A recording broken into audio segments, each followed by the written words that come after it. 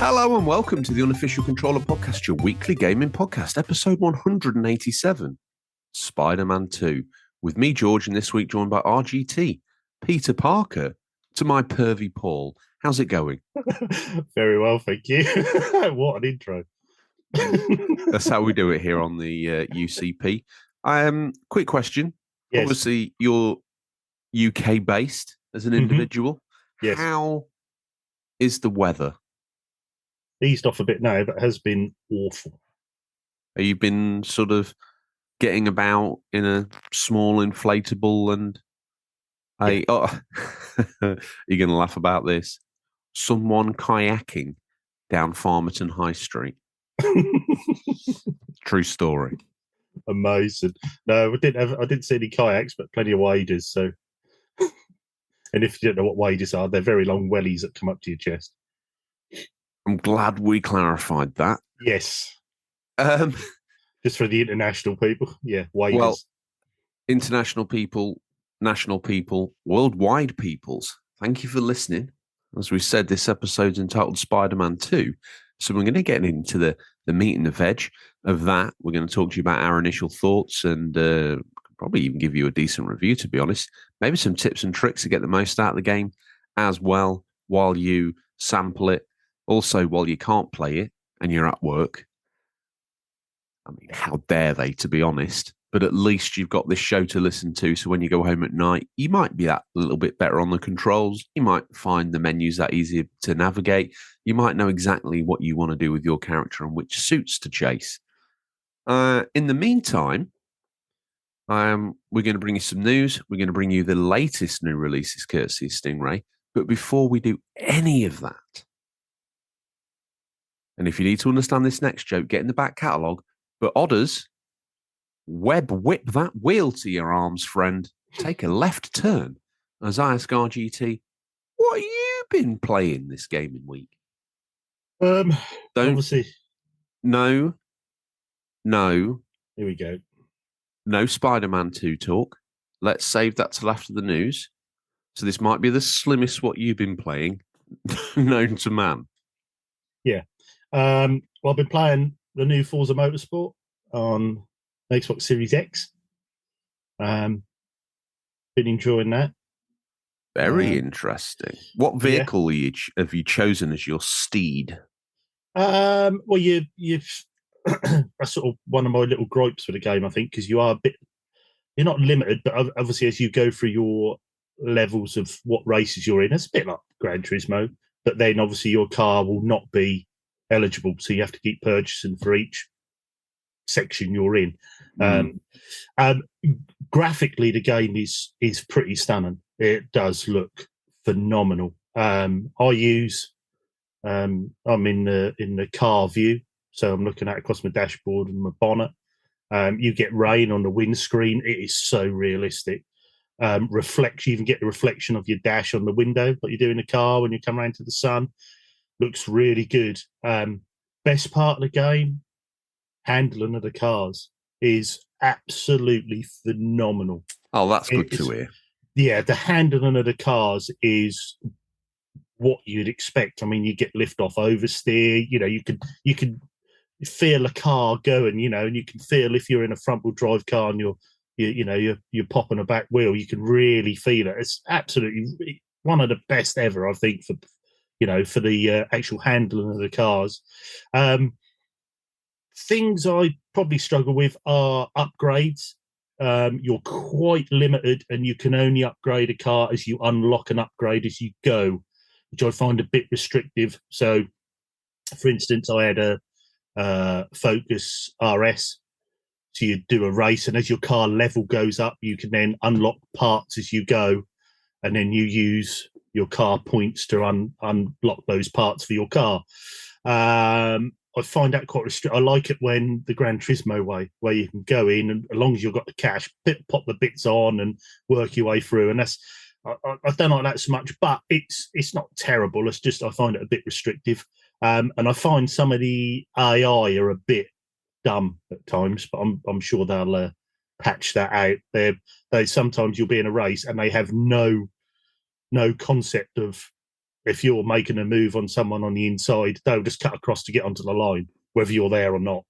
So some are okay, but some are really terrible. But how does it handle that within the sort of frame of penalties and stuff like that? Well, it's got quite a good penalty system now. It's got like sometimes you'll go off track and and that'll almost review it while you're driving. Then it'll come back, no penalty. So if you've been forced offline and you've been forced off the track, that'll come back, no penalty. Or That's interesting. If you're way in the lead of a race and you take a corner a bit wide, but obviously you've gained no advantage, no penalty. So, and that'll do collisions and stuff. And I find the penalty system's pretty good so far. I found it's not far off. I've led races where I've just, zoned out for a bit and missed a corner and gone a bit wide, come back on the track, let's come back, no penalty. You haven't gained nothing. If anything, you've had a disadvantage, so no penalty for you. So, it's clever on that front. The game itself, I think, is really good. I think it's brilliant. I think the racing's awesome, graphically stunning. But the thing that I find where you miss out the most on this, and having a PS5 and a Series X, it's the controller. Your triggers are just dead. There's no feedback. Because I'm so used to adaptive triggers on a PS5, you really notice the difference between a DualSense and a Series X controller. You've got rumble in there, which is quite good, but it's numb. You've just got triggers for acceleration and brake. I think if they had their own version of a controller like the DualSense, that would make Forza absolutely phenomenal. But it's just numb. Do you know what I mean? It is just plain triggers. I think and I think that's where I think we forget sometimes. If you play PlayStation all the time, you forget how good the DualSense is.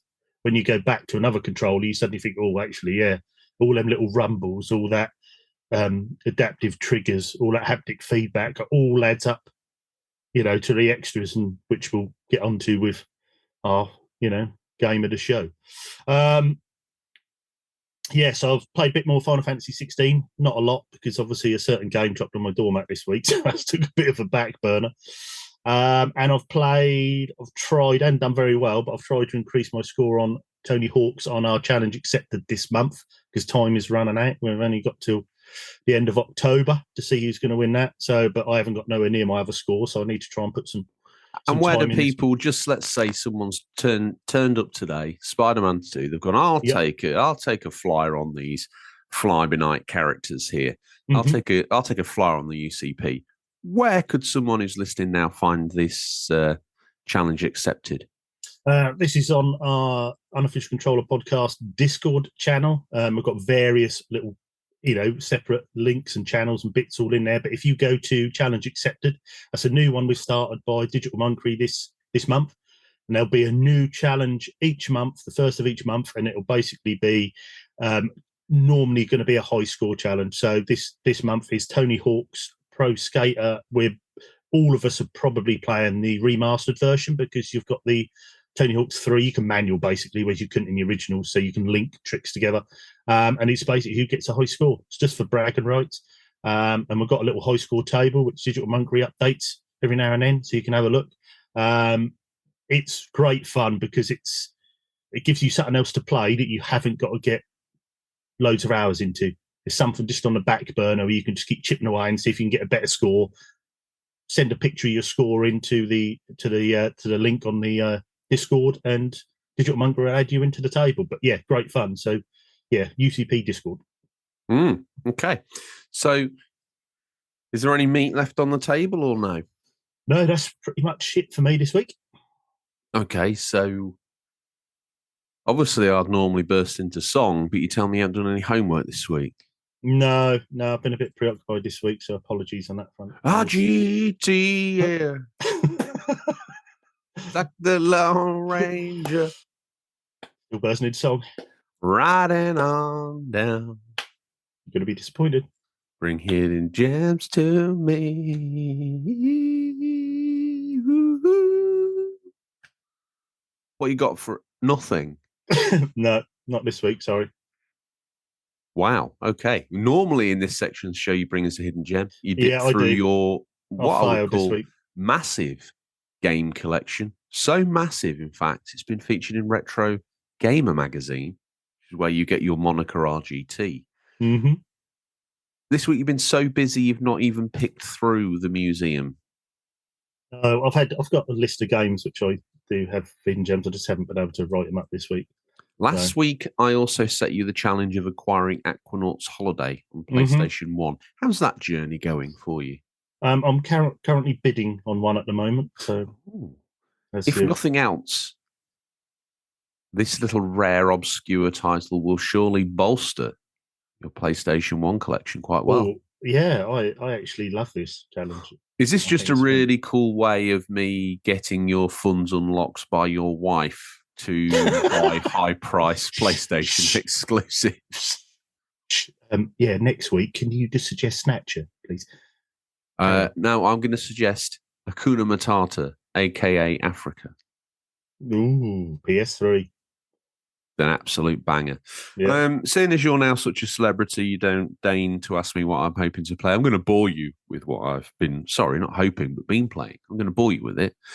Oh, well. Crack on. This week, I slipped massively. I thought I was clear of this,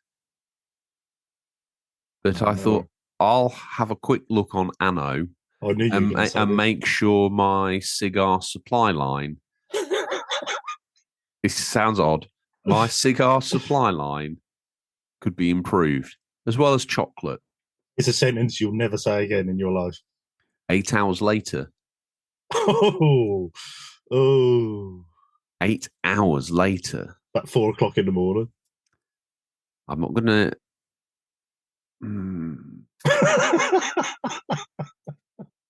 I don't want to talk about that element of it, but what I talk about is Anno 1800 is still a masterclass. We talked of games of the year. Now, this is going to be controversial, but I would put it up there. Really? Oh, God. PlayStation doesn't agree, but my save file suggests I'm somewhere in the region of 500 hours. What? 500 hours? Moving swiftly on. 500 hours? It can't be right. I've noticed that when you put the PlayStation in sleep mode, and the Switch is another prime example of this, some games don't stop their timer. No, and I think if you compare, if a game has got an inbuilt clock of your time and you compare it to the PS5's time, some of them are quite drastically different. They are. I mean, if you've played 500 hours, well, fair played. When I looked at my save on Switch of Knights of the Old Republic and it said something like 62 hours, I thought to myself, I'll have wanted to finish this little piece of mediocrity from the past if I'd done 60 hours in the bad boy. Yeah. So what else have I been playing? I think I've had another go on Resi. I can't really remember. It's been a bit of a blur this week, if I'm honest with you. What Res are you up to? You done 0, didn't you? Yeah, I'm like maybe a third of the way, maybe halfway through the remake of the first game. Oh, okay. But yeah, other than that, I don't really. I've been trying to keep myself clean, my palate clean. I got a little bit distracted, obviously, with the Switch, but the PlayStation has got its fish hooks into me. And it refuses to let go currently because, as we'll get into, Spider-Man's absolutely so well put together. It's unbelievable.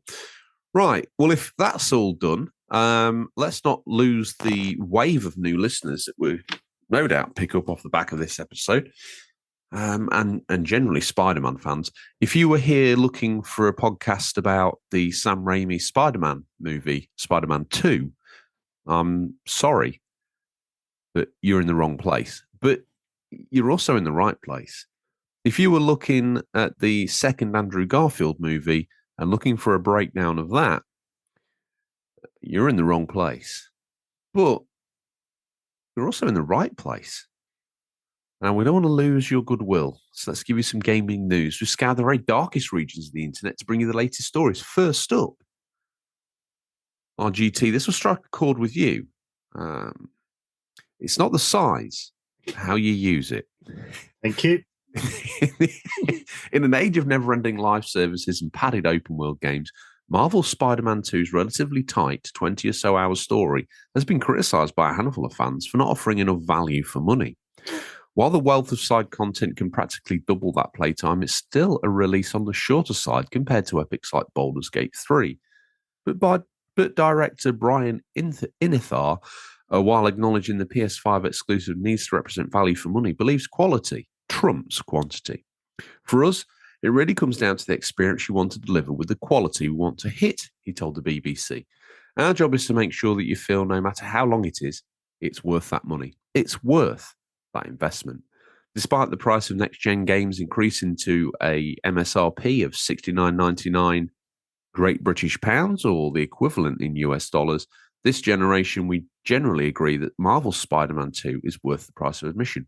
While it doesn't necessarily offer hundreds of hours of content like its peers, the consistent level of quality puts it a cut above its open-world rivals, and there's still New Game Plus and other content updates to come. I mean, does he have a point there?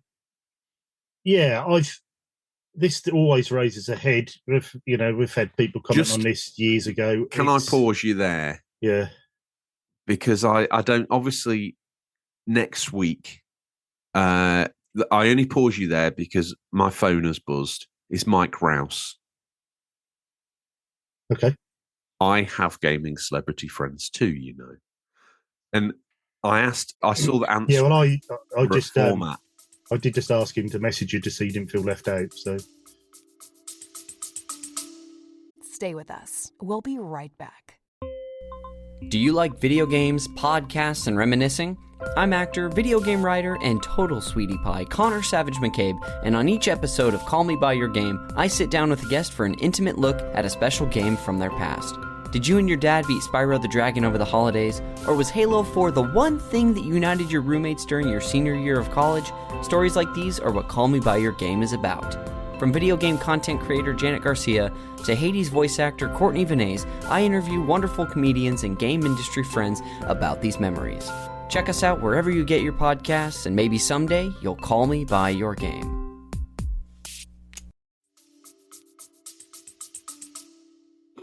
I don't know what the truth is anymore. Mike Rouse, obviously the creator of PlayStation Trophies and PlayStation Home, all-around legend, worked on such games as The Getaway, absolute PlayStation 2 banger in a lot of people's eyes.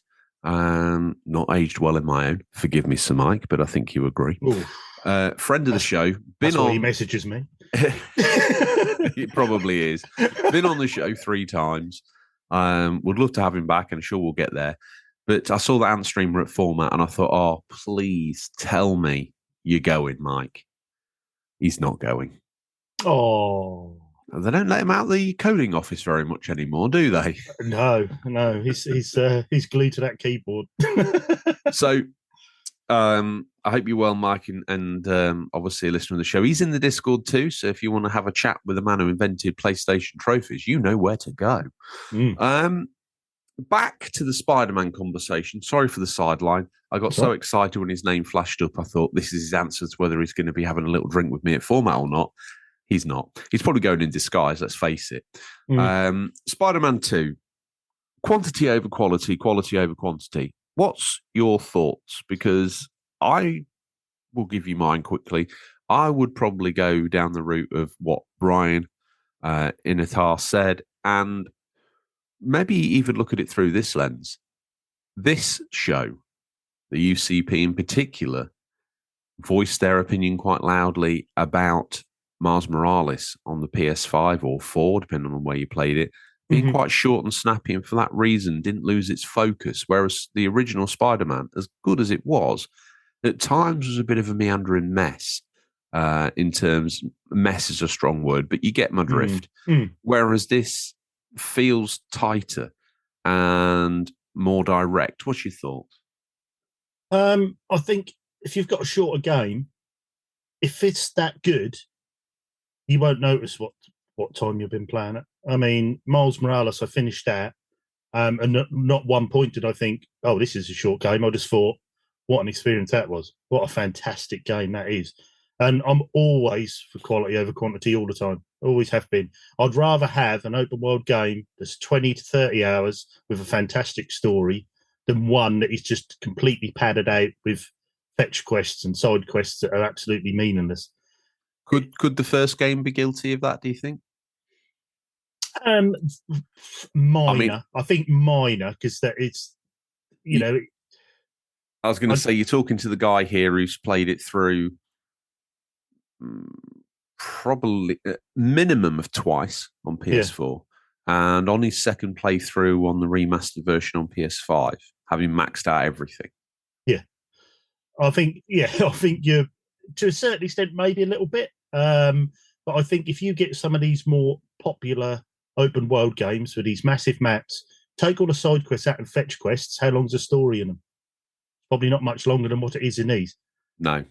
And I just think especially with the Spider-Man games, the side quests, some of them are a little bit, but they're, a little bit fetch questy, if that's such a word, but it is linked into the story. Whereas some of these open world games are padded out so much, there's nothing to do with it. I've lost my dog, go and fetch my dog from the river and all. It's nothing to do with the story. Whereas all these are sort of part of what Peter Parker is, or Miles Morales is. So, I remember this reared up with Last of Us 2 and someone saying, you can complete the story in 25 hours. That's the rip-off. Not really, because I'm sorry, that is one of the best 25-hour experiences if you could do it that quick. I mean, I spent about 40 hours in that, but if you could do that game that quick, that is one of the highest quality 25 hours you'll spend in gaming. That's how good that story is. It doesn't matter how long it is, that's the story they're telling you. So, but other people, we're all different. Gamers are different. We're all, we like different things. Some people love them big open worlds. They love, all the fetch quests and the different bits and pieces. They love that whole experience. They love putting hundreds of hours in games, which is fine. We're all different. But for me, I'd always go for quality over quantity. Well, you would say that, wouldn't you? New Game Plus and other content updates coming. I was fine. I was playing it last night. Obviously, this is why I'm a complete, as always, if you're new to the show. I normally stay up too late playing video games and then come and record with probably 30 minutes sleep. It's not conducive to a healthy lifestyle. But it's applauded here at the show. We're gamers. That's why they invented energy drinks. And I survive on the Victorian energy drink tea. I see it as commitment. Yeah. You got to get this stuff done so you can go on a podcast and talk about it. What's this? I mean, I was all geared up yesterday, as I was saying, ready to just start again, and go New Game Plus. I'm a little bit disappointed that's not on the table. I'm a little bit disappointed that's not tied to the platinum, if I'm honest with you. Yeah, I did. I had a brief skip through the old trophies last night, and I thought, there isn't a New Game Plus one on there. That's what I thought. Just before I went to bed, I went, I better see if there's a New Game Plus trophy. There's a lot of them are locked and hidden. I'm wondering if there's story. And I tell you what, compared to all the Spider-Mans, it's not been throwing trophies around like confetti at a wedding. No, not at all. But you can. I always go and view them anyway, the hidden ones. You can view them on there. I know you. Now, why does this not surprise me? Listeners, if you don't know the backstory of RGT, this is the kind of guy that here we go. Sneaks downstairs or sneaks to his parents' private present area, gets out his Master System, completes the game that he got with it, then wraps it all back up again, then opens it on Christmas Day, and his parents, who probably sold his youngest sibling, he's only got a sister as far as we know, but he did have a younger brother, sold that child into slavery for that console, and your face on Christmas Day kind of basically showed to your parents one of, why don't you get me the Mega Drive? You're a bit like a politician here. You were truthful up to a point, but once it got to selling children, you'd exaggerated the story a little bit. I do represent the village of Farmerton as their MP. Yeah, that's sums it up. And I sit in the House of Lords. I bet you do, asleep with all the others because you've been up all night playing Spiderman. You don't even need to go in, to be honest, but you can claim your ham sandwich on the train if you go in anyway. Yeah, clock in, 800 quid, clock straight out, home. Back the next day, got to pay off VR. Yeah. So back with we trophies, did a simultaneous I know, that's how we roll. Is that the mating call of a podcaster, do you think? They synchronise their until it is one continuous tone. And at that point, they're rutting like deers on a spring morning. You need to get more sleep, seriously.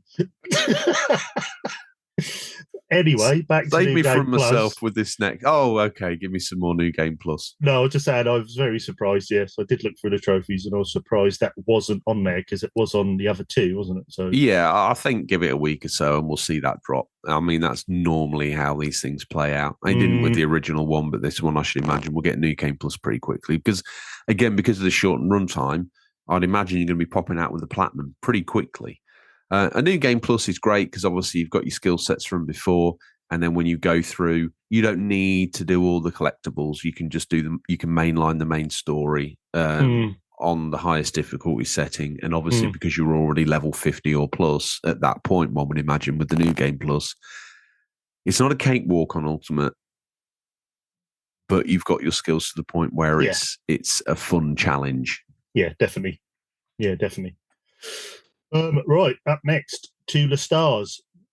We've finally got some details on the UK sales figures for September, courtesy of GameIndustry.biz, and it's definitely good reading for the team at Xbox, mainly due to the very successful launch of Starfield.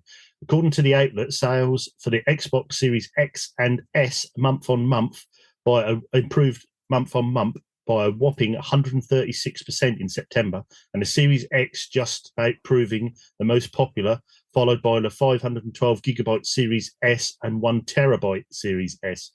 The Xbox platforms benefited from the release of Starfield, with sales up to 136 month-on-month. In total, game console sales jumped 44% last month, with the PlayStation 5 taking the lead overall and Nintendo Switch coming in third place. That's Xbox a crime. Yeah, well, I think it's, with the announcement of the Switch 2, I think whoever's going to get one's holding off, I would imagine. So it's dropping. I mean, who wants a Switch anymore anyway? Anyway, Xbox controllers sold very well too, with 6 of them in the top 10 best-selling accessories list. As for Starfield specifically, it was actually beaten to the top spot in the charts by EA Sports FC 24, but nevertheless fared very well. In terms of Xbox first party, its launch was narrowly behind Forza Horizon 5 for pure sales. The outlet also mentions that 2/3 of Starfield's sales were for the PC version rather than the Xbox Series X and S. All in all, a very successful month for Xbox in the UK. Let's see if the momentum continues into October. Great news for Team Xbox. Obviously got the Activision Blizzard thing under their arm, waltzing into this feeling like absolute heroes, and quite rightly so. Starfield, for all intents and purposes, was the game the brand needed to stick the landing. No pun intended. Pun intended, let's face it. I want to be funny, don't I? Try. And it's been received well. All the bundled in controllers and console skins. Starfield console skin, these new wrap skins have got for the Series X. Pretty cool. Yeah, they do look good. It's like a Velcro suit for your console. But certainly an interesting way of freshening it up. And better than changeable faceplates. Changeable faceplates are a little bit Nokia 1999, if I'm being honest. And I don't like the way they're getting scalped either. It's with everything PlayStation, they just suffer from scalping. For them, it's great, but for real users, it sucks. But let's put this back in the frame of Xbox. We're celebrating their good news. Up there, 136% increase. Second place to PlayStation, but beating out the Switch, which is a sales phenomenon. Still at this point, the uptake of consoles, even 7 years into its lifespan, it is bewildering, if nothing else. So that's great news. Surprised me as well. 2/3 of Starfield's sales for the PC version. I was going to get to that because when you look through that lens, I mean, I wonder how many out of all the millions of Game Pass users or subscribers, I should say, I wonder what the percentages of PC people having Game Pass on PC or whether they're playing on an Xbox. I would say 2/3. Because I wonder if that's why the controllers sold so well as well, because people use them on the PCs, don't they? I mean, to me, it boggles my mind. Obviously, each different console has a different metric and a different user engagement. But the fact that 2/3 of the sales for this were on PC makes you wonder why they would even bother to nail the bits of plastic together and not just be full PC from the start. Would Xbox be better off doing an Xbox branded PC that's got all the specs that are needed to run the games to a good standard, but it's a good price? Would they not be better off just making a PC? And then I suppose you could have Games Pass and Windows and everything all built in. Steam, whatever you want. Yeah. You could even, at that point, you could even do PlayStation. All the modern consoles, they normally spit out through HDMI. So really, hide it behind your TV, plug it in. No one's going to know. And you're getting the same experience, whether you want the Xbox experience and you want the UI for that, start up the Xbox app. If you want, PlayStation, just stream the game there.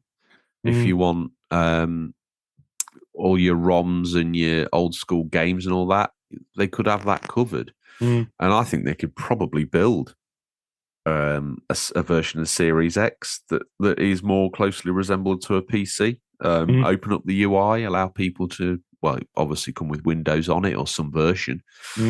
Is that the way forward for them? Yes, I'll tell you what, I think you're probably right with that. I think with so many people having Games Pass on PC and people having games, because I think you can have Games Pass on the Steam Deck as well, can't you? You can. So I think, that might be the way forward.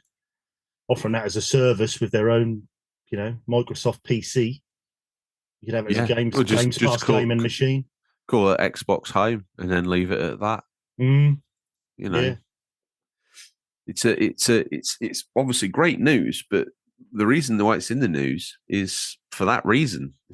2/3. That's incredible. It just obviously they're slaving away trying to get their Xbox owners, all the exclusives. Some parenthesis here. Some sweaty guy who lives in his mum's cellar with a little bit too keen an interest in sci-fi. Okay, penchant for what's it, surrounded by circuit boards and Lynx deodorant or Axe, which is used as either a way of calming down his bodily odor or generally just sprays it around as an air freshener, covered in what looks like Cheeto dust, or that could be dust. Maybe it's just sleep from their eyes because they sleep in the chair that they sit in. Probably You're work from going home deep, it is. type. That was obviously a joke. We love our PC. Memory. I mean, basically substitute PC for PS5 this week, and you've got that guy. Maybe I am a frustrated PC gamer. Sounds it. Maybe it's time I dusted off the 286 and 286. my copy of Monkey Island VGA. Yeah, don't try running Starfield on it. That'd be a little bang and a few sparks, and that'd be it. No, I'm the sort of guy that would play Starflight and dress it up as Starfield. Then you'd have to end up putting it back in the cupboard with the poor PS3 and PS4 Pro. Now the Switch. That's probably been dumped now. Now you've got the Swatch. The Swatch, yeah. No, that will never. By the time I get my hands on the Arkham Knight trilogy at Christmas, this will be the best place to play the very best superhero games. PS5, no, I haven't touched it for months. No, Switch all the way. Yeah, dead to me. Return to Arkham all the way. Spider-Man, rubbish. Batman, that's the way forward. Ugh, God. Talking of the way forward, it's the next bit of news. This way to the future. I don't know why we coined that headline. Maybe it's here from last week. I don't know. It was been a late night. Nintendo of America President Doug Bowser has reiterated in the same interview with Inverse how Nintendo accounts would carry over to a new generation of hardware. While he can't, that's why. That's why it's called this. It's okay. It makes sense to me now. Clever. Lack of sleep does not help. While he can't comment and won't comment on rumours about a Switch successor, Bowser did essentially reconfirm Nintendo accounts will be utilised going forward to ease the transition process. Mention how the goal is to minimise the dip you typically see in the last year of one cycle and beginning another is exactly what he had to say. Good old Doug Bowser. That had to be on his CV, didn't it? Did you happen to see my last name, Mr. Miyamoto, or no? No? Okay, fine. Probably changed it just for the Changed interview. it. Was Smith. Yeah, it was Bowser. Doug Smith. Yeah, Bowser. Well, Doug Smith says, well, first, I can't comment, or I won't comment, I should say, on the rumours that are out there. For one thing, we've done with the Switch to help with that communication and transition is the formation of the Nintendo account. In the past, every device we transitioned to had a whole new account system. Creating the Nintendo account will allow us to communicate with our players if and when we make the transition to a new platform to help ease that process or transition. He goes on to say, our goal is to minimize the dip you typically see in the last year of one cycle. Yeah, we've heard you say that, Doug. Back in June, Nintendo President Shintaro Furukawa mid-last name, spoke about how the company wanted to make the jump to next gen as smooth as possible for customers by utilizing their existing account system. Furukawa says, as for the transition from Nintendo Switch to the next generation machine, we want to do as much as possible in order, all repeating themselves here, aren't they? He says it, and he says this quote. We've got you verbatim here, Furukawa. Calm down. Although there's seemingly confirmation that Nintendo accounts will carry over to the next generation system, keep in mind there's no official statement just yet about whether or not users' existing libraries of digital titles will carry over. Now, that would be the ultimate FU by Nintendo. If you get to keep your account, you log into your Super Switch, Switch 2, call it what you want. They better call it Super Switch. They'd better call it Super Switch. No, on the first edition, that like the launch model, you can get like a SNES skin. I wonder if I've got a Switch U. That probably is what it's going to get called. Killer. Thing is, people say, oh, well, they didn't know, when they brought out the Wii U. I've been thinking about this a lot because I was in this camp and I bought a Wii U at launch, so I'm perfectly poised to say this. Everyone was saying, oh, they're really confused. People must be really confused because I think it's an add-on for the Wii and this, that, and the other. Really? Really? So 2 consoles before, 3 consoles before, whatever it is, they can launch the Super NES. And in the 80s and early 90s, people were that swept up that they didn't walk in and think, oh, was this an add-on for the NES that little Timmy's already got? No, they knew it was a 16-bit. They knew it was an upgrade. I love Nintendo apologists who say the reason why the Wii U didn't sell is because people were confused about the naming convention. Yeah, that might be part of it. But at the end of the day, it was garbage. Oof. I put down my hard-earned money for a Wii U at launch. And you'll hear about this, no doubt. Me and original Tom have probably talked about this as Series 1. And I think we've got an upcoming episode where we catch up with OG Tom, which will air next week because me and RGT will be at Format, living our best lives. My launch game for the Wii U was a Wii game because there was nothing on the Wii U that I wanted to play that I hadn't played already in some way, shape, or form. Yeah, I think the best time to get a Wii U was about 3 years after launch because 1, they were cheap. 2, there was a bit more of a library. And I think, me personally, I like the Wii U. I think if you go back to it now as its own console, I think it's I like it. I think I quite like the graphics. I like the using the Wii U pad with certain games. You know, when you're playing Batman and you got your map on there, and you excuse me, and you got your. I'm not weapons. here to say it didn't find its feet, but at launch it was a big insult. Oh yeah, launch was yeah. And then it took 12 months to get a game you might even be slightly curious about. Yeah.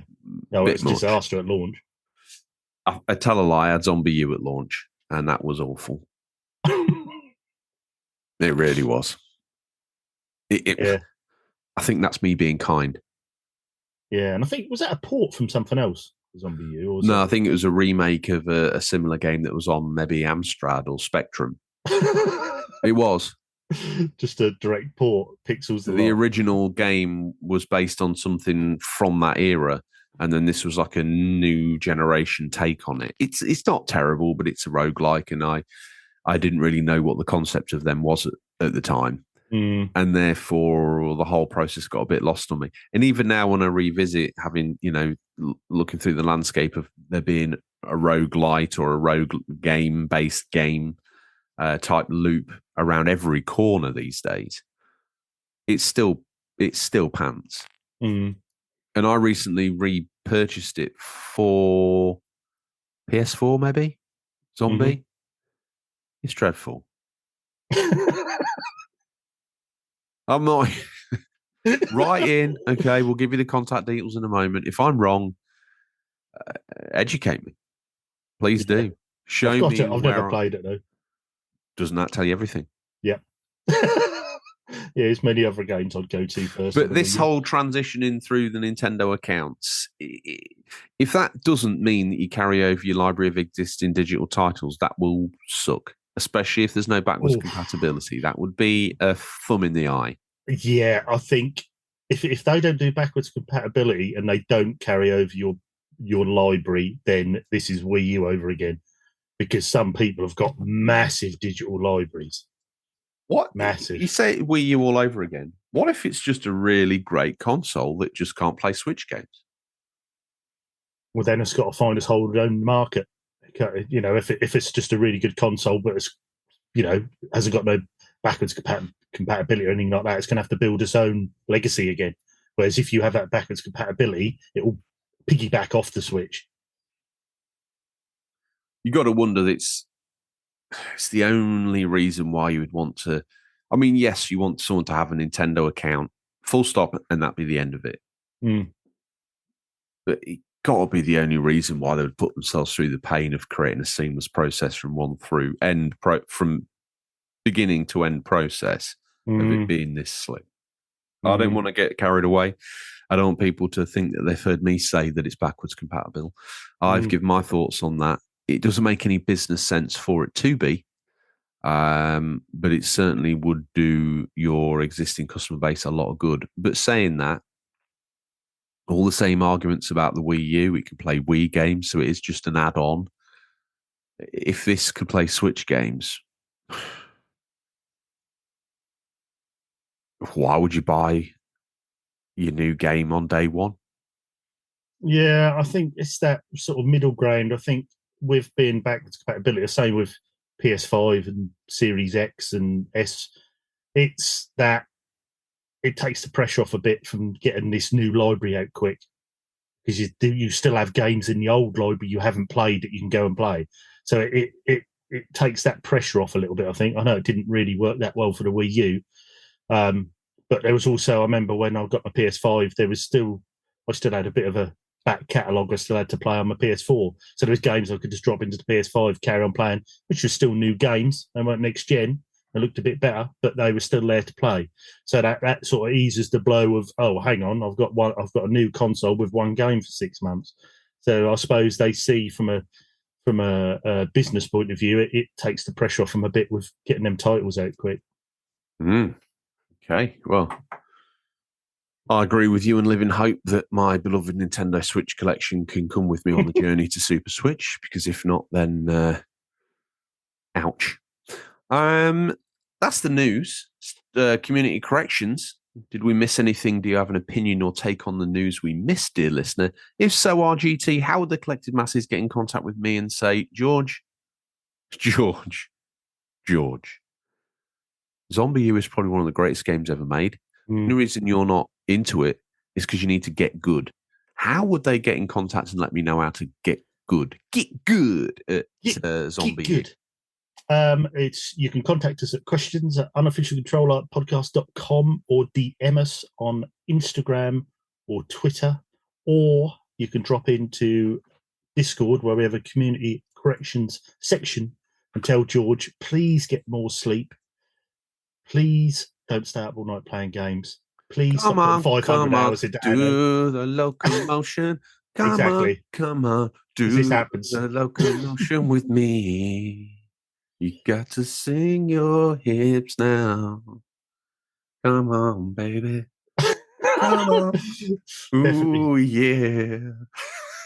1 hour's sleep and an espresso. Who needs any This more what when you're a happens. superhero with spider abilities? He's got, you can't see him, but he's got all what's at dust down his front. Covered in cobwebs. On the 286 all night. He's been the same t-shirt he had on last week.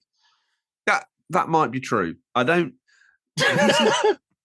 The problem with t-shirts in cupboards is I stack my t-shirts, I fold Where we them, going now? and I put them on top of each other. So when you open the cupboard, I don't know if this is just me, but you take the t-shirt from the top of the pile. Need to You stop wear it. rotate. I need to turn the whole pile upside down. Or Then I might find to come out looking like Tweedledum with my little pot belly sticking out, and my t-shirt that did fit before I turned the pile upside down, looking like a crop top, covering just my ample man bosom, and then my it's a new look.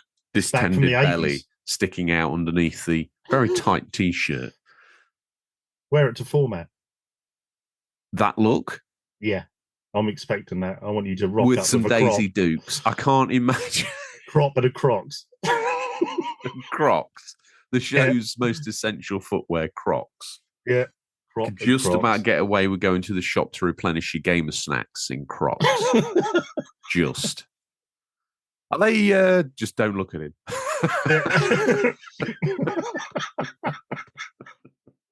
First time we've seen daylight for 6 months. They're a bit of a warning, aren't they? Like this Yeah. guy's on the edge, mental health wise, generally. He's wearing Crocs to the shop.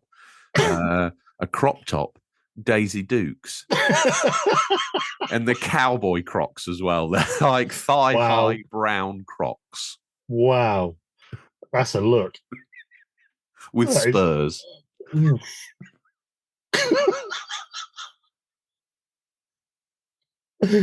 This I was going to say, this frivolity needs to just calm down a little bit. Yeah. Because what we're really for here is as saviors of New York, as Peter Parker and Miles Morales, we are actively swinging through digital recreation of New York. We're web swinging. We're venom blasting. That sounds like a teenage occupation, that does, doesn't it? Venom blasting.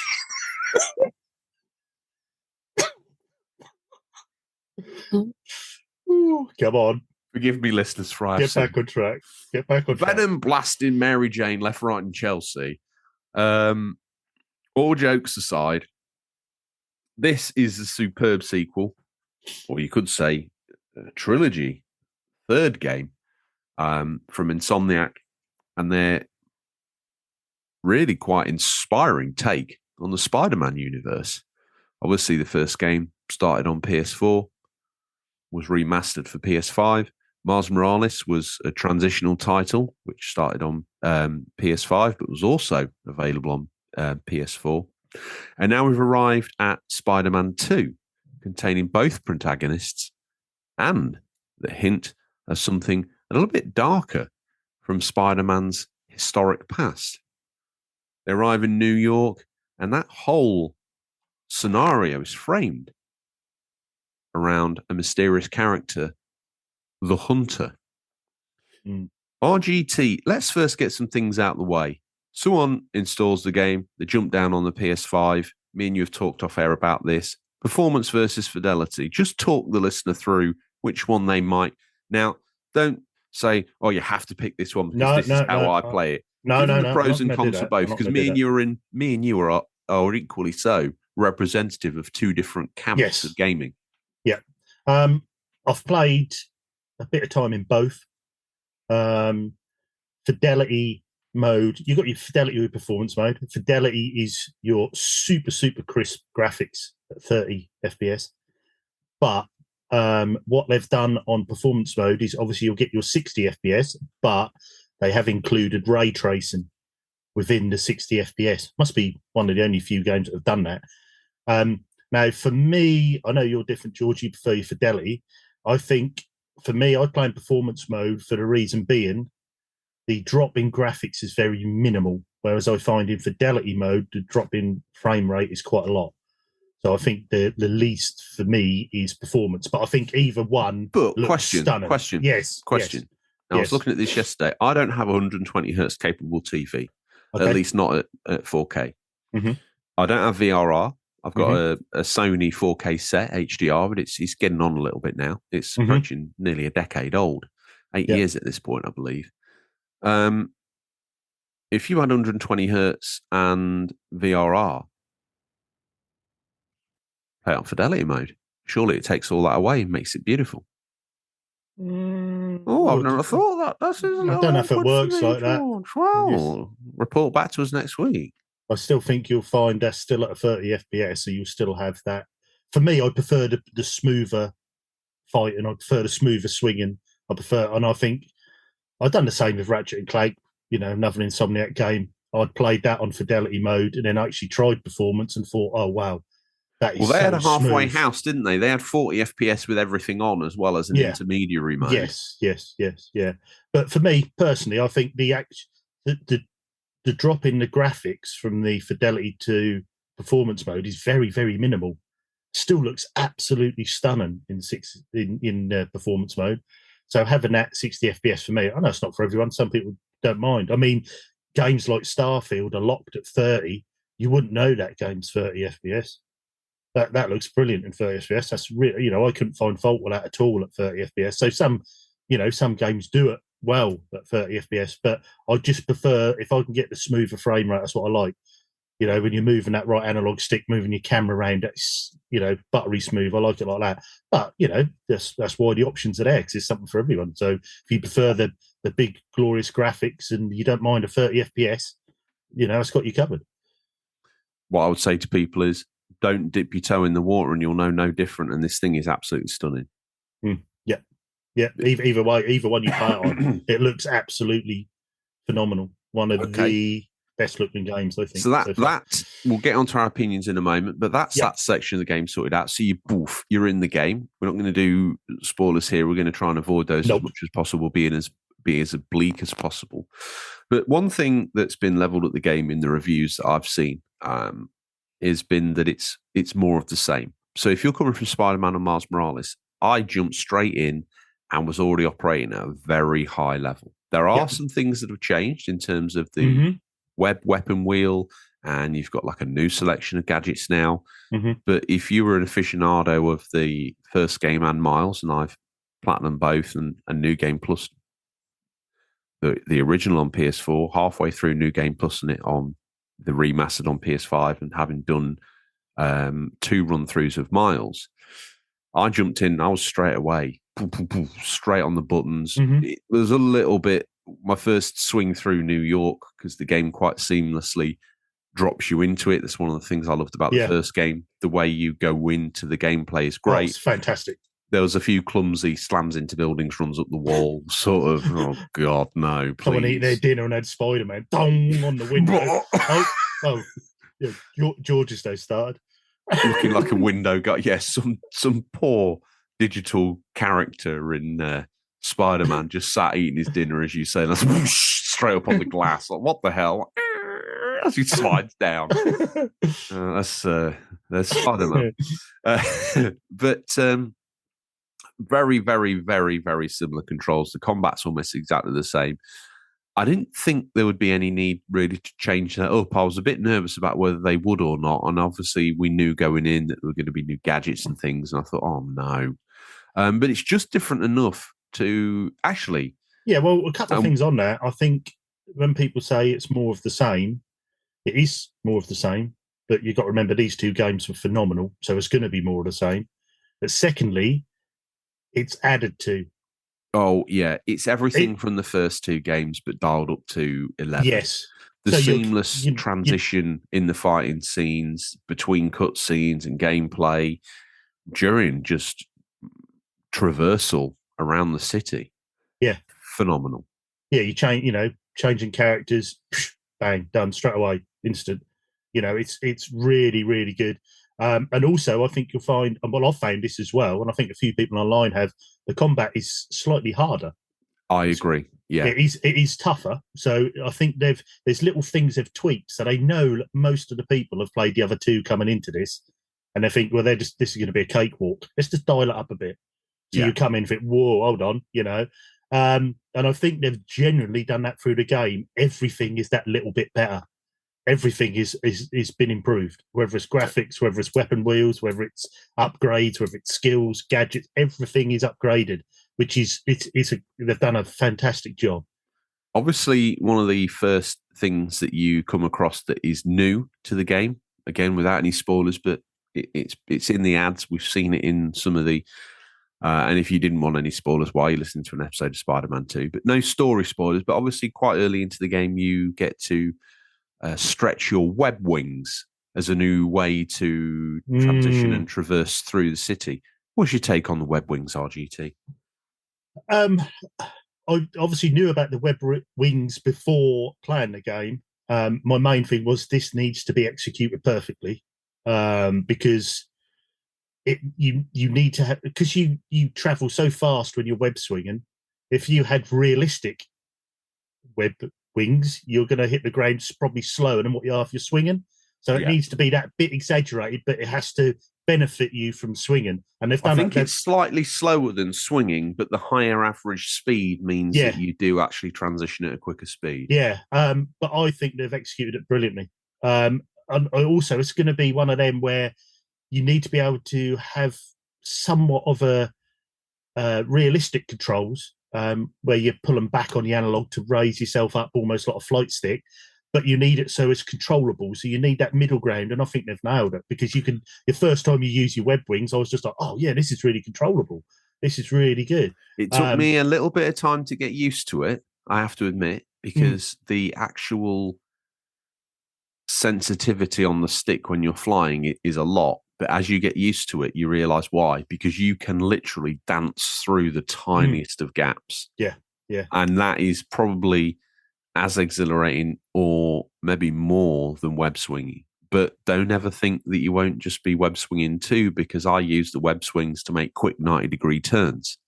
I use the web swings to get myself a bit more height. And I think it's also, I think from the first two games, you'd go over Central Park and you'd be swinging. You think, oh, I can't, you could quickly do that web dash, but you'd have to drop down and swing through the trees because there's nothing to connect your webs to. Whereas now you can swing as you come to Central Park, put your wings on, glide across the park, then carry on with your web swinging the other side. And that's made them little areas so seamless. That's brilliant. And you really, once you master it, and it's quite easy to master, once you've mastered it, that's so much part of your swinging. You add it in all the time. Whereas I didn't know if that, I was worried that'd be a gimmick that they'd added, just bolted on, that people probably wouldn't use, but it's all part of it. It's so well done.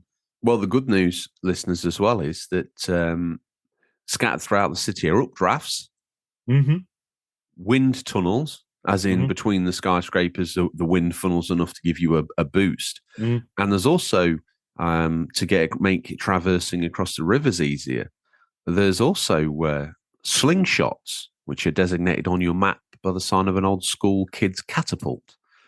If you go and put yourself in one of those, that'll give you a speed, a height, and boost, and allow you to web wing across some of the widest areas in the game. So, plaudits for putting that in. As the game develops, you get to create your own slingshots without saying too much. It's a skill you can unlock within the attributes menu. And that's that just makes the whole web wing thing that little bit more seamless in your use of it. Obviously, you can still hold R2 and X, and he will do a ground sort of spring and get maybe 6 stories high. And from there, you can transition to your web as normal. But they needed something to give you that boost for your web wings, and they've put it in. So generally, the web winging instead of web swinging. The web winging has been a thoughtful inclusion and one that certainly aids journeying around the map. Fast travel only unlocks, obviously, when you've completed an area 100% or to a period that they're happy with, and then you get the 2 ticks, and that area is then fast travelable, which I think is cool because I only use fast travel in the first Spider-Man really out of curiosity to see the subway transition animations, which were hilarious. I think I just used it in New Game Plus to get through that. Ah, right, okay. I never used it in the actual game itself. Now, it's a shame that it's nice that they've included the transition animations between the 2 characters. One character's doing X, so you catch them almost a GTA style thing. Yes, it's been done before, but it worked well in this one because although it wasn't needed because web swinging was so nice and fun that you didn't really need to use fast travel. Like I say, the artistry that was in those subway animations was worth it alone. Yeah. And it's the same with I'm going to see what Miles is doing. And that's always like, oh yeah, okay. I've had a few sort of not that great ones, but then there's been a couple of absolute bangers, and I've been like, yeah, this is great. Obviously, as you make your way around the city as one iconic hero or the other, the good news is that you will occasionally bump into the other Spider-Man, and they will actually drop down and assist you in a street fight or one of the crimes. And the first time he dropped down, I was like, oh, wow. And what I would say is, as you get through the game, he's not the only person that drops in and helps you. And that's fantastic. Yeah, I love that. I mean, there was a part I was swinging. I wasn't even doing a mission. I wasn't doing a site. I was just swinging through the city. And in the distance, I saw him go past the other way. And I was just like, oh, that's a nice touch. That's brilliant. That's really good. Cool. It's just that reminded me of GTA 4 when you had the Lost and Damned and the Ballad of Gay Tony. You could pass your characters from other games doing missions that you'd seen when you'd played that game, and that reminded me of that. And that's a nice touch because it makes you realise that he isn't just going to appear when you need him to. He's actually in the city doing bits. That's, really good. Really cool. So, in terms of helping people that are new to the Spider-Man franchise on PlayStation, the specific Insomniac one, is there anything else you want to impart with them before we get stuck into our discussion and thoughts about the game in general? No, I think we just about covered it. I think like most of it we'll get into as we cover it. I think it is like we said. It's Spider-Man. It's Miles Morales, but everything is taken to that next level. So whether it's your suits, whether it's your gadgets, whether everything has been upgraded. And I think, and the main thing for me is absolutely nothing seems a bolt on. Everything is engineered into the game for the purpose of making that game better. And I think they've done a phenomenal job with this. My only information I want to pass on, and it's a strategy I developed in the first Spider-Man game, and it served me well there, and it served me well again in Miles Morales.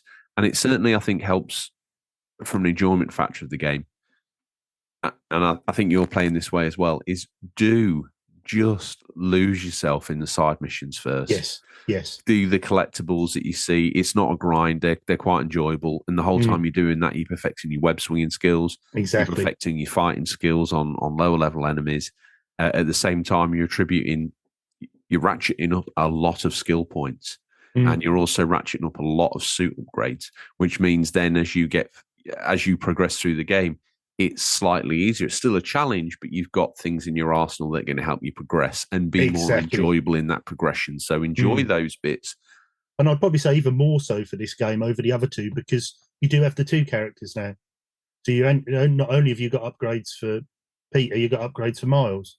Not only have you got suits for Peter, you've got suits for Miles, but not only have you got upgrades for both, for skills, you've got joint skills you can upgrade as well together. Correct. So there's even more emphasis on. I mean, I think I was 16% through the game and I've done one mission.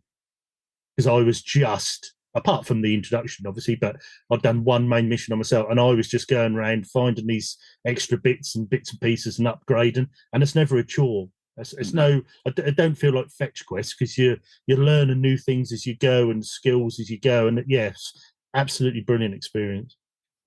Wonderful. Okay. With that all said and done, hopefully that's given people enough of an idea. They can revisit this if they've not picked it up yet. They're picking it up this week, or if they're just playing through it slowly, they can take our advice on board. Fidelity, we've covered off performance fidelity. We've covered off some of the ways to traverse the city. We've certainly covered off how to get some good experience points in as you progress through the game, and I implore you to play it that way, but play it however you feel, listener. It's your world. It's what you want to do, even if you just want to swing around or walk around. There was one particular thing before we head into like maybe more of a critical analysis about the game. The city looks fantastic, no doubt about it. But when you're swinging around, you don't really get to appreciate the detail. I went on a bike ride with a friend. Yeah. On the ground at a slow speed. Now, two things I want to cover here. The first one, it's only when you're down on the ground, going around at a normal NPC speed that you see the detail, the level of detail at ground level that you normally swing by and ignore is phenomenal. This city, as an open world, not as interactable as some ones, I admit, but at the same token, maybe more in some ways. It's beautiful.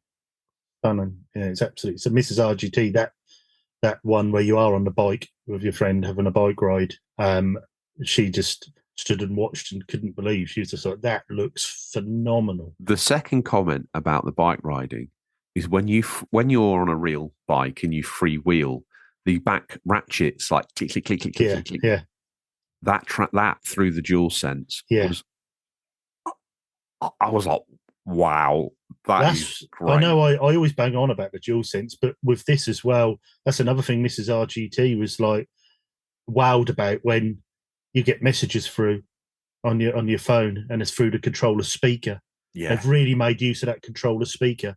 You scroll your thumb on the touchpad to open your phone up, and it's just become second. You scroll up to open your camera.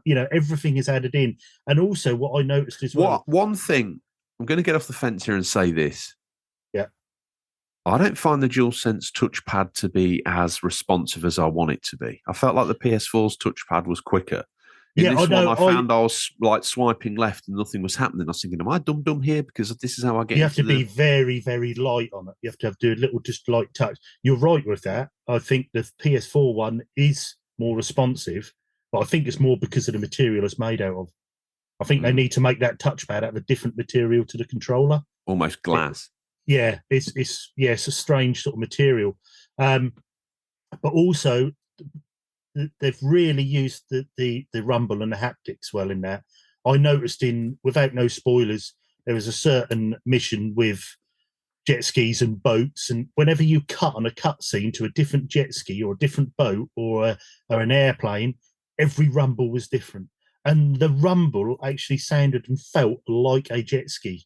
I could feel it down the bottom as though the jet was in the water, and then it went to a boat, and that was more of a different rumble, and then it went to, and every rumble was different. And I just thought, that's amazing that they can program that in, as well as graphics and gameplay, blah, blah, blah.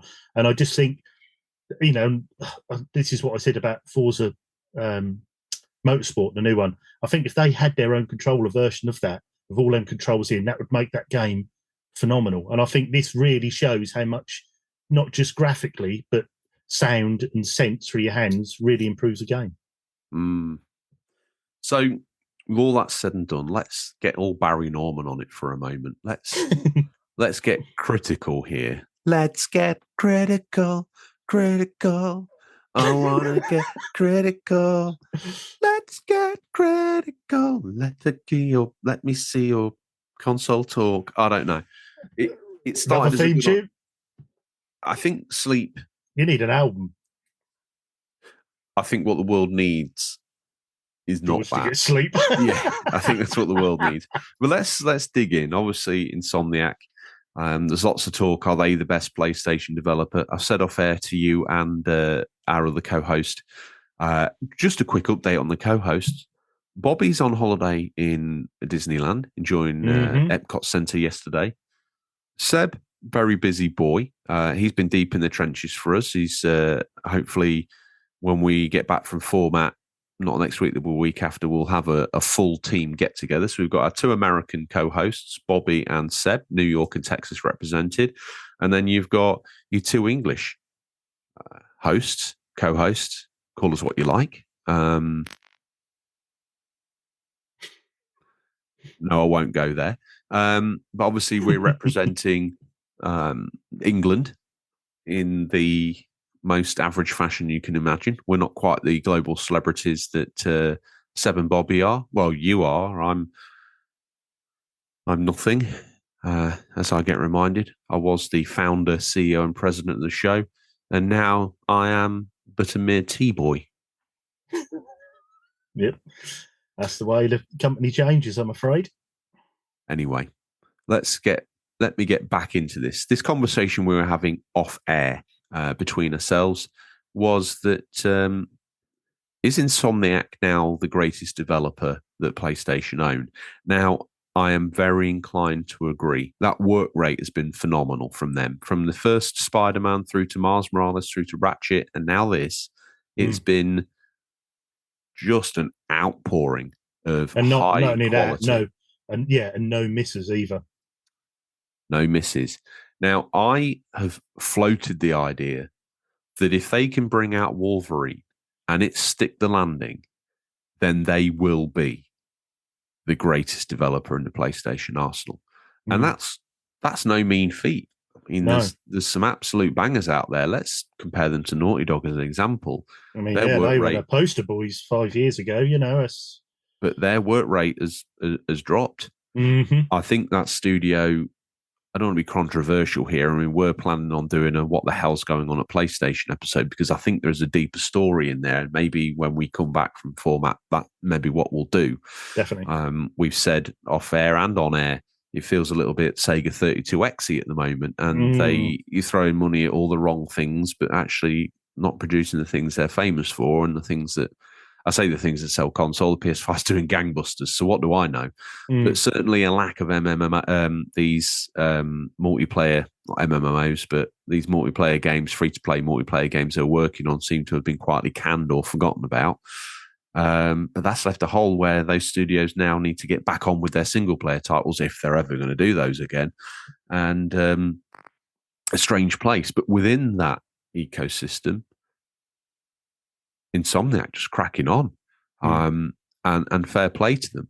Naughty Dog probably need to announce what they're working on pretty quickly, and if it's not as far down the pipeline as I hope it is, then will we see a PS5 game from them this gen? Question mark. I'm getting a bit worried they've popped all their eggs into the online basket and it's not worked, and they're a bit lacking in content. Which is do you know what makes me laugh about that? They acquire Bungie.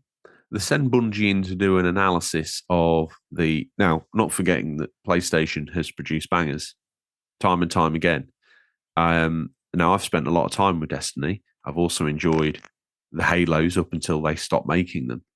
But I wouldn't say they're a hallmark of quality, yet they send them in to do an analysis on the Last of Us multiplayer game.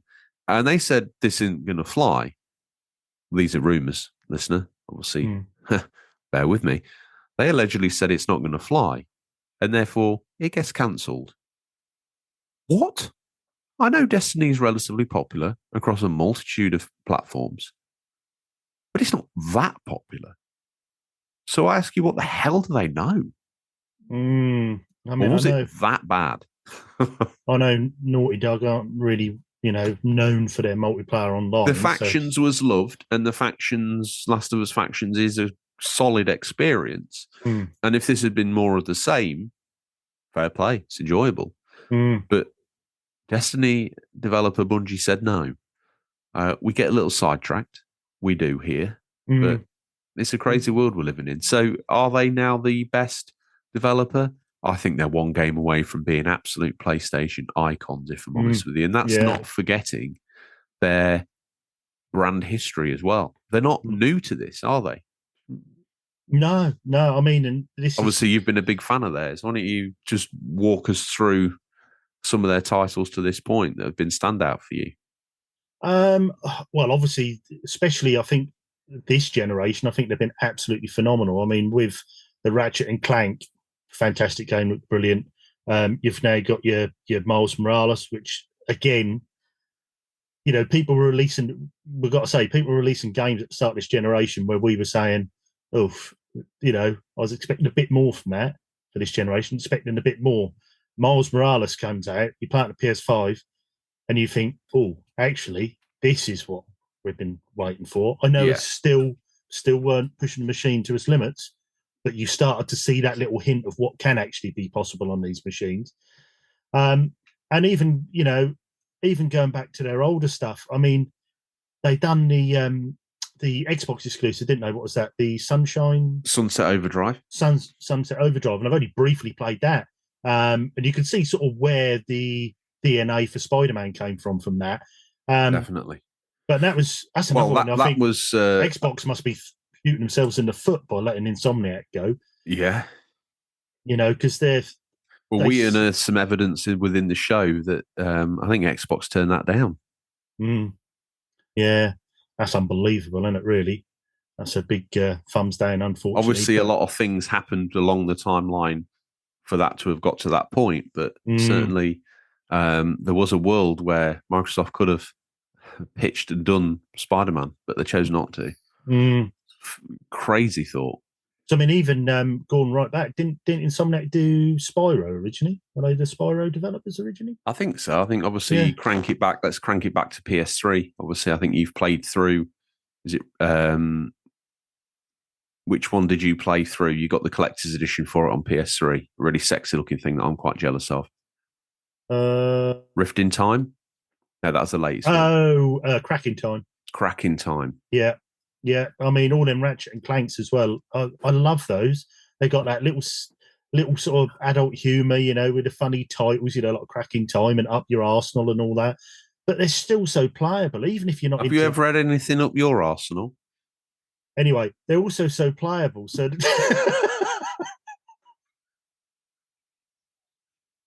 jeez, I will just gloss over that. Yeah, they are brilliant. The fact you're glossing over that means yes. You didn't flat out deny it. Like I was saying, they even if you don't like 3D platformers and action 3D platformers, they're still great fun to play. I think they've got a good story. And I'm actually surprised we got back to Naughty Dog. I'm surprised they didn't take Jack and Daxter that route as well, because they could have done. That was that sort of similar games at the time. But anyway, yeah, I just think even from their back catalogue and where they've come from, and then they got to Xbox dropped them, they come to Sony, and I just think they've been phenomenal for Sony, absolutely phenomenal. And I just think so far, Spider-Man 2, I haven't finished it, so this is just an early quote, could, for an all-round game, graphics, performance, this could be the best game on the system so far, I think. Wow. You stand by that? Yeah, no, I do. I just think Spyro and Resistance. Oh yeah, because they done the Resistance, didn't they, for the packing game for the first one for the PS3 launch.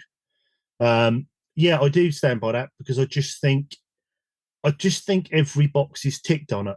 You know, from what I've played, even going through to photo mode, it's one of the best photo modes I've used before. It's the freedom in photo mode, where you can just move the camera all around, you can, you know, and it just looks phenomenal.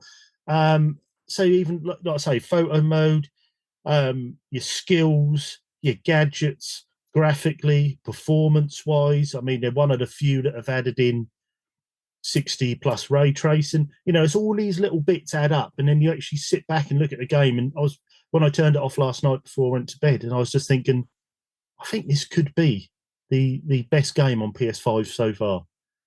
For us all round, all in. I completely agree with you. It's that much fun. narrowing the lens down a little bit, so we focus just on Spider-Man 2 exclusively. Again, no spoilers, but storyline-wise, does it hold up for you? Yeah, so far, yeah. I like the narrative seeds that were planted in the original Spider-Man and Miles Morales that are actually paying off right now as fully grown apple trees. In fact, God damn it, we've got an orchard at this point. I don't know what fruit to look at. There's literally bits dropping all over. One of the nice things, there's a couple of things that I've picked up on that are fun sort of jokes about the first game. I think he passes one of his backpacks and he's like, oh, I ought to keep better track of these. Yeah. And it was something like, imagine going around collecting all these up or something like that. And I was like, yeah, I know. Yeah, I've done that. Yeah, there's a lot of Easter eggs to keep an eye out for on things. That's brilliant. So many. Yeah, even from the games to movies, that they've dropped little bits in. And I think story-wise, if you kept it on the same as before, people are going to say, oh, it's just the same thing over and over again. If you completely change it and bring new people in, everyone's going to say, well, you've taken it away from what made it good. But they've done both. You've still got them seeds. You're continuing your story. You're continuing your adventure and journey. But they've added, different people coming in, different enemies coming in. But it hasn't detracted from the game too much. They're added in on the top of the story that you're following. And I think they've carried it out absolutely fantastically. Really, really good, seamless. And this picks up a year and a half after the events of Miles Morales from things that have been said in the game. So from an in-game perspective, it's a year and a half later. So things have happened. Miles has obviously grown and changed a little bit. So's Peter. He looks like he's bulked up a bit, to be honest. Yeah. And it definitely, you can see the contrast between Spider-Man or Spider-Boy or both Spider-Mens. And obviously the carry on with the inclusion of Miles still learning to perfect his web swinging. So he's more chaotic on the end of the line. And his body spins unnaturally as he comes off and jumps that's and brilliant. moves. The difference between the two, they are actually very different to play. Yeah. And again, the sort of split off of the thread of the storyline between Peter's journey, and I've done some missions now where maybe Miles starting to feel a bit maybe left out without going too far into it. And you're like, oh, crikey, yeah, I never thought about that dynamic. Never thought about that dynamic. I never thought about how that would make that person feel. I never wondered whether, how that person would react. And there's lots of things going on where I'm like, this is just really well done. Another thing I think is really well written into the story is there's certain bits they'll mention from previous games, or that will be added in, or there'll be a character, or there'll be someone, and it's just enough to remind you, because you may have played the game 2 years ago, Miles Morales, and it's just enough to make you remind of why that person or that story or that street is important. Well, sadly, due to the skill of editing here at the UCP, what you didn't realise there is we lost RGT. No doubt he was saying probably the most profound thing he will ever say, but we've lost him. So I shall continue on my own. Sadly, there's been a power cut where he is. We've had some serious storms in the UK. Whether it's related to that, who knows? I would say it's more likely that the 4K corporation that owns this show nowadays has promoted everybody inside its own organisation so much that paying bills seems to be beneath people. But in the lore of the show, the Ponsonbury estate, like the Lannisters, always pay their debts. To round out, really, I think where that whole thing was going is Spider-Man 2 is quite literally the sum of its parts. And that sounds, George, why would you say something like that? Well, because it is more of the same, of that we won't lie. But it's been polished and refined to such a thin wedge that this game lands at every single point. We talked in the news about how maybe its longevity in terms of storyline isn't maybe as all-encompassing as the original Spider-Man on PS4 and the remastered version on PS5. But that game tended to struggle under its own weight in the mid to late stage. Already 27% complete on this game, and one would imagine, I've heard rumours of the story slacking and other bits and bobs, but we will see how that pans out. But certainly a really great game. Next Gen is most definitely arrived in the year of 2023. Of that, there can be no disagreement. We finally started to see the games that are pushing the console, or at least reaching the fidelity I envisaged when I first got the PS5. So with all that wrapped in, remarkable title, and I think that everyone's going to have a great deal of fun with it. We'll obviously check in with you as the weeks go on, and we'll give you a more thorough update when the game is completed. Probably by the time you hear us again, not next week where we've got a special episode, catch up with OG Tom, but the week after, when we all return from format and business is resumed as usual, hopefully with all 4 members of the show together again, or at least 3. One would think that we would have finished the game by then. It's that good, you can't put it down. So we'll see where that goes. All in all, I hope you enjoy it, and I hope you have a great time with it. To those people new to the show, one would expect, as always, when we do these big cover-offs of big games, tentpole titles as they're called, we tend to attract a new listener. To those that are new to the show, we have a character called Stingray. He brings us the new releases. He's a childhood hero of ours that's taken on almost mythical status as far as the show's concerned. And we see him differently every week. Every person sees him differently. If I saw him now, I might see X. You're looking at the same guy, you see something completely different. That's the joy of Stingray, especially some of the guest episodes where people meet him for the first time. To that end, I don't want to keep him waiting any longer. It's time for a peek in what we affectionately call Stingray's boot, what's nestled between some counterfeit nappies and a dodgy copy of Battlefriend all this week. These are the new release highlights for the week October 23rd to October 29th, 2023. Listeners, these are out digital or physical, or will be by the time this podcast is in your feed, but could be region dependent. Spring stock, wow. He gets out the car with his son Wayne. Now, I'm seeing Ray as J. Jonah Jameson, but I'm seeing Wayne as a little miniature version of Miles Morales. He's almost the same size as a Pop Funko, and he's swinging around with his webs. The exterior is father, stroke Jonah J. Jameson, and he's using him as almost like a skyscraper, which is quite honestly one of the oddest ways that I think I've seen him. Now, Stingray is a Mary Sue for all intents and purposes. How dare I? As a medium for us to look through this week's new gaming releases. Now, we frame that in Stingray because when we were kids, Stingray is the guy that would turn up, pop his boot, and you would get some not official, let's say that, videos, VHS, DVDs out of his boot. We now use him as a medium, as I say, to look through the new releases. So first up, we've got City Skylines 2 on the PC. Quite excited to see how this develops, October 24th. Raise the city from the ground up and transform it into a thriving metropolis with the most realistic city builder ever. Push your creativity and problem solving to build on a scale you've never experienced with deep simulation and a living economy. This is world building without limits. Up next, Metal Gear Solid Master Collection Volume 1. That's coming to PS5, PS4, Xbox Series X and S, Switch and PC October 24th. The Origin of Stealth Action returns. Metal Gear Solid Master Collection Volume 1 unifies the beginning of the Metal Gear gameplay experience in one single package. Infiltrate enemy fortresses all over the globe and complete your missions with stealth and experience the thrilling cinematic story of the Metal Gear series. Next out the boot.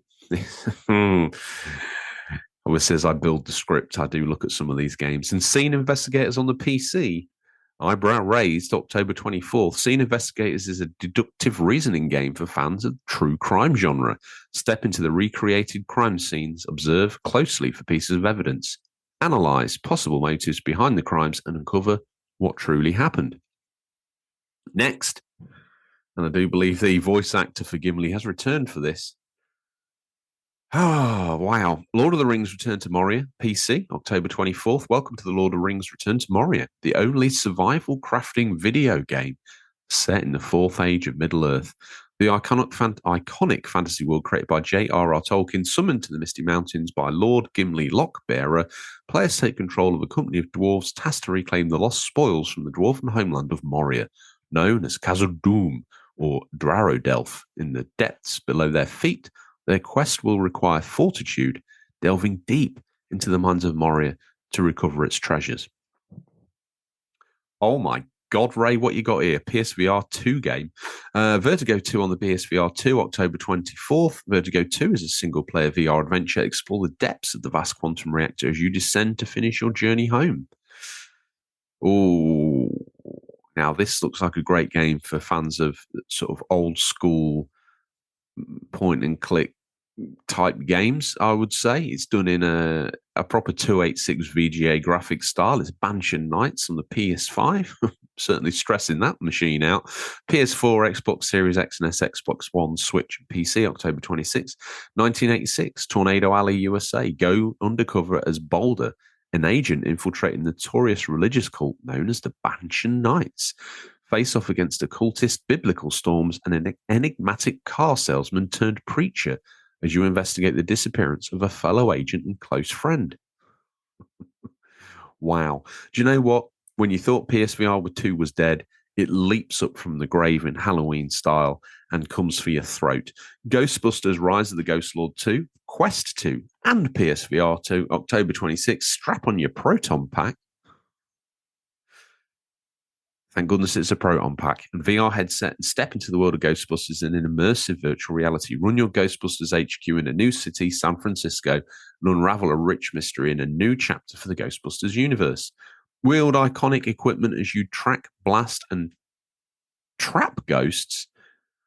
Nearly stumbled over my own mouth in gripping encounters across an extensive and engrossing campaign. Go it alone or join up with up to 3 friends in co-op to defeat a ghastly new threat, the Ghost Lord.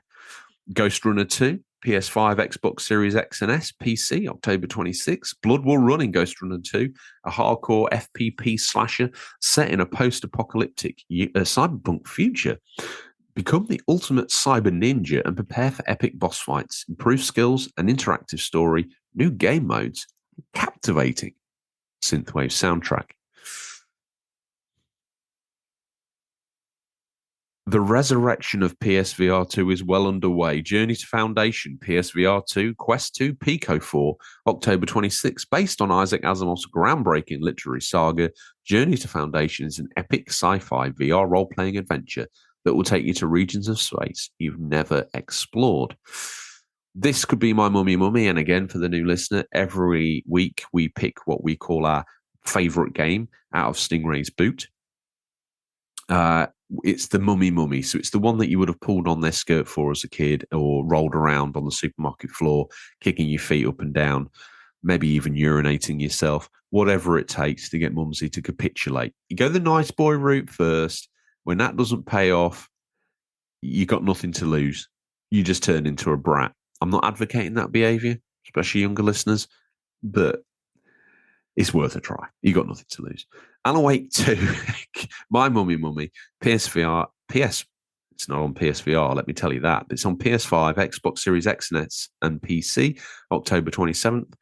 Alan Wake 2 marks Remedy Entertainment's first foray into the survival horror genre. One would argue they've dipped their toe in the water with that before, but I'm not going to get in the way of their own company-propagated blurb. Ritualistic murders in a small town, a writer trapped in a nightmare, an FBI agent looking for answers, 2 realities, 2 hero characters, 1 horror story that wants them dead. Last 2 ones in the boot. Desolatium, PSVR. I'm desperate to get everything on PSVR 2 this week. If only it was. PS5, PS4, Xbox Series X and S, Xbox One and Switch, October 27th. Desolatium is a first-person point-and-click graphic adventure based on Lovecraft mythos. Live this horror story where you will have to visit mysterious locations, face Lovecraftian creatures, find clues, and combine objects to solve puzzles.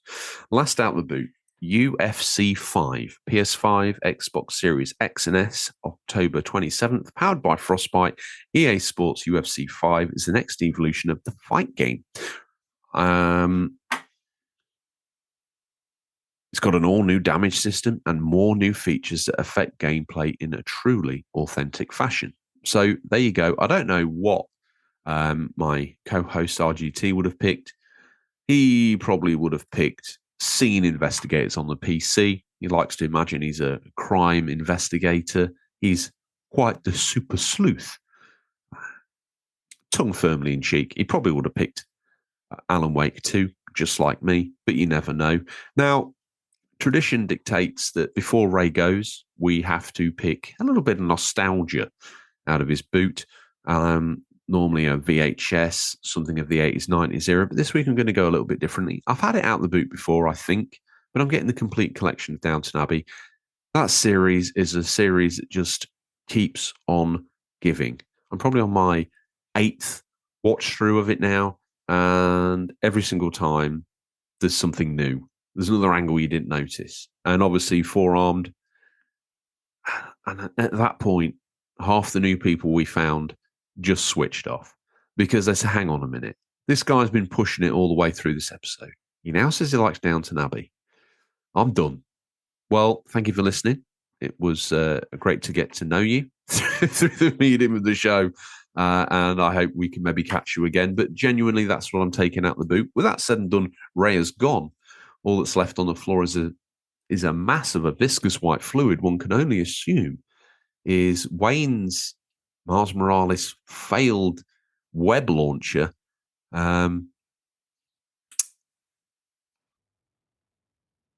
Actually, that's not what I thought it was. But it is what it is. I've tasted it now. Ray has gone. He just disappeared in a cloud. It's part of the skill of the man. He kind of transcends all dimensions and boundaries. And he doesn't just get in his car and leave the way he came. He just disappears. That's Ray for you. If you need him, he'll be there, like the littlest hobo. Whenever you reach to the DVD drawer, there's nothing there. There'll be a knock at the door, and there's the Ray, stuffed with cam copies of everything in the cinema. Those that have been with the show a long time know that the only thing left to do to close the show is to talk about what I'm hoping to play for this gaming week. Here, if my co-host had paid his electric bill, we would probably talk in depth about what he's hoping to play. He isn't here, so only I can take the reins at this part. Now, obviously, there's going to be some Spider-Man. I'm looking forward to seeing how that progresses. Spider-Man 2 on the PS5. I'm sure RGT will be of a similar ilk. We look forward to reporting back to you once we've got the game done. A couple of other things I've got my finger in. Probably a bit of Civ 6 on the Switch. Probably going to be a little bit more Resident Evil. Going to continue my playthrough of Red Dead Redemption on the Switch. It's literally flawless in its execution. Yes, it's not next gen. Yes, it's not using the Red Dead 2 engine. Yada yada yada. I understand all of that because they're my feelings too. But as it is, the chance to take that game on the go, second to none. Second to none. The only thing really left for me to say before I hit you with the classic outro would be that obviously we're at Format in Manchester this coming weekend. It's on Thursday when we'll be attending. That's the... I should know these dates, but I'm a Hokey Cokey podcaster, so it's the 26th of October in Manchester. Head to the website. There's links in our Discord. Google it. If you want to use our Discord link, you get 20% off the ticket price. Looking forward to meeting so many of you there.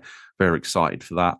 If you're new, it's a great day out. It's a night out for gamers. So as I kind of jokingly referred to earlier in the show, we're all covered in what's it dust, Cheetos if you're from over the pond, and generally quite smelly. And we shun interaction. Well, at least I do. I can't speak for all of you. You're probably all very gregarious types and you get out and about on a daily basis, but I don't get out that often.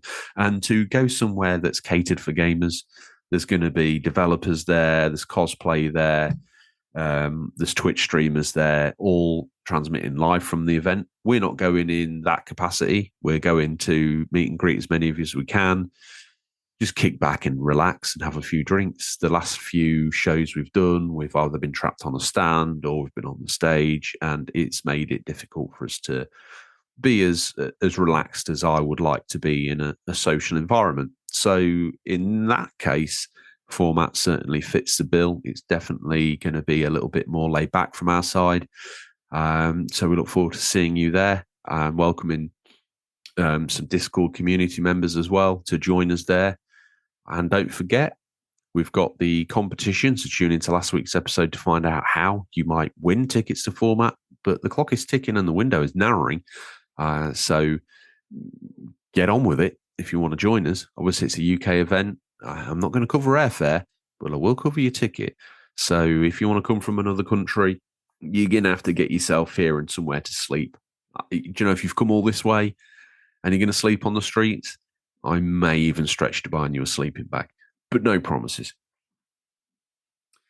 To that end, I hope you all have an absolute great week. We will, obviously, as always, I promise to you is we're going to give you content week in, week out. So this week we've already pre-recorded a catch-up across some of the greatest games of the last couple of years with the Season 1 co-host Tom. He's got some personal updates to bring and some of the games he's played and some of the interesting stories from across the gaming universe while he's been off the show. So it would be, and the usual, what I would call Season 1 banter and lore certainly makes a return for a one-off episode. So hopefully you appreciate hearing his voice and getting a bit of an update on where he's been and what he's been doing. We also look forward to welcoming back our American guys, not next week, but the week after, with some catch-ups. Obviously, Seb's been very busy. He's been across in packs and doing other bits and bobs. He's been deep on a review code of Spider-Man 2. Sadly, this morning he phoned in ill. I would imagine that he's probably just been playing Spider-Man. So you've had to make do with my 27% completion review information, which I think with the experience that we've had with this game, we can certainly speak to that without having finished it, but we'll update you on a final verdict when we get that done. Or if we don't get that done and Seb's on before that point, he will give you the full critical analysis. So look forward to that. If you want to catch up with any of us, head to the Discord to do that. That's where the show's story continues. And it's a real crown jewel because the community is what carries the show in between episodes. And if you only listen to the episodes, you're probably going to have a great time. But there is another quite large percentage of interaction and show activity and lore behind the scenes that goes on there that you would be missing. It's like the DVD extras in terms of content. And that's not to decry it. It's actually one of the good DVD extras, not just the trailer and that's it. There's a lot more going on in there. So there's community challenges, as RGT alluded to at the start of the show, that are just for fun. There's a comment of the month prize, which is either a £10 or $10 top-up voucher for your format of choice, Steam, Epic if you want it, Nintendo points, PlayStation points, or Xbox points. So there's something worth that there. Or if you don't want points, the alternative is a limited edition UCP t-shirt. And heck, let's throw our wallets out the window. We're also going to get a fridge magnet. Don't hold me to that. RGT will need to follow that up. We've got them, so I don't see any reason why that's not possible. But yeah, lots to enjoy there, lots to win, lots to broaden your understanding of the show and make new friends. Squad up. That's always a busy section of the Discord. People obviously joining up to complete challenges in games, trophies, all that sort of stuff. And generally then just the old school multiplayer goodness. So I think I've waffled enough. I hope RGT hasn't drowned or anything daft, but and certainly navigates the power cut. How is he going to play Spider-Man without the power? Was that George in the study with some wire cutters? Maybe, maybe not. This isn't Clue or Cluedo, depending on the side of the transatlantic pass that you live on, but the evidence is not looking good. And that, I would say, calls it. So again, I'll see you at Format. Looking forward to it. If not, we'll meet you back here in a couple of weeks' time. Don't forget to give the special episode a listen, catch up with OG Tom. And that's all we have time for this week, listeners. As always, thank you for your time. We look forward to the pleasure of speaking to you again next week. Until then, happy gaming. And remember, there's nothing wrong with being given the unofficial controller. It's what you do with it that counts. See you guys.